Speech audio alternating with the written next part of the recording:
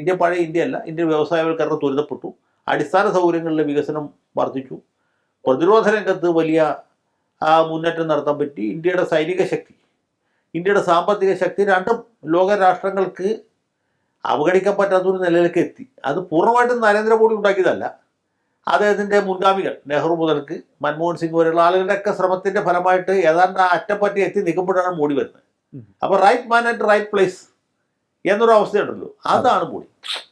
മോഡി ഈ ചരിത്രത്തിൻ്റെ ഒരു സൃഷ്ടിയാണ്, അല്ലാണ്ട് ചരിത്രത്തിൻ്റെ സൃഷ്ടാവല്ല.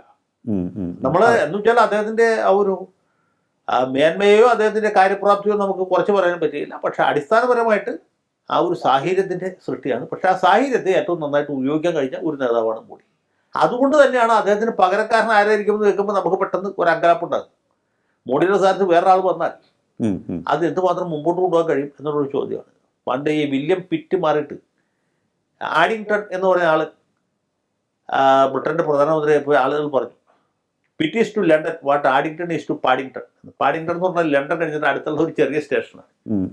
അപ്പോൾ അതുപോലെ എന്ന് പറഞ്ഞ പോലെ ഒരു ആഡിങ്ടണല്ലോ നമുക്ക് വേണ്ടത്. പക്ഷെ ശക്തനായ മറ്റൊരു മോഡി, അല്ലെങ്കിൽ അതുപോലെ തൻ്റെ ഇടമുള്ള വേറൊരു ഭരണാധികാരി അവിടെ വരണം. അത് ബി ജെ പിയുടെ മാത്രമല്ല, രാജ്യത്തിൻ്റെ ഒരു ആവശ്യമുള്ളൂ. എപ്പോഴും ശക്തനായ ഇച്ഛാശക്തിയുള്ള താൻ പോരിമയുള്ള ഒരാൾ വരണം പ്രധാനമന്ത്രിയായിട്ട്. ഇന്ത്യൻ പ്രധാനമന്ത്രി ചെറിയ പോസ്റ്റല്ലല്ലോ.